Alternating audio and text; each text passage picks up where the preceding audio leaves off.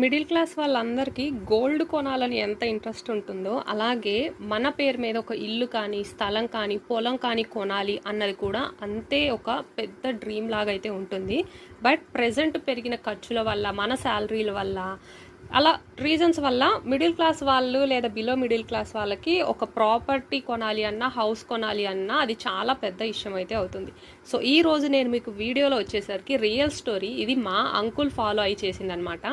ఈ ట్రిక్ మీలో చాలామంది కూడా ట్రై చేసి జీరో ఇన్వెస్ట్మెంట్, అంటే మన దగ్గర మనీ లేకపోయినా సరే ఈ ఒక్క ట్రిక్ అండ్ ఈ తెలివితేటలు కనుక ఉంటే, తెలివితేటలు అన్నవి మన ఓన్గా ఉండేవే కదా, దాటి కోసం మనం ఏమీ చేయాల్సిన అవసరం లేదు. సో ఈరోజు నేను మీకు చెప్తాను సో ఎలా మనము డబ్బు లేకపోయినా సరే స్థలం కొనొచ్చు. అండ్ ఇది రియల్ స్టోరీ, మా అంకుల్ ఏం చేశారు అన్నది నేను మీకు అయితే ఈరోజు చూపిస్తాను. సో దాని ప్రకారం మీరు కూడా ఇది ట్రై చేయొచ్చు.